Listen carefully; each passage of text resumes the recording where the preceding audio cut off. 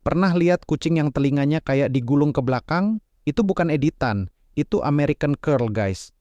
Kucing ini muncul pertama kali di California tahun 1981 dari kucing liar yang punya telinga unik. Sekarang jadi primadona di Amerika, Jepang, dan Eropa. Kelebihannya, aktif, ramah banget, cocok buat keluarga. Tapi minusnya, perlu perhatian ekstra soal kebersihan telinganya, guys. Kalau lu suka yang beda dan manja, American Curl bisa jadi sahabat lo seumur hidup.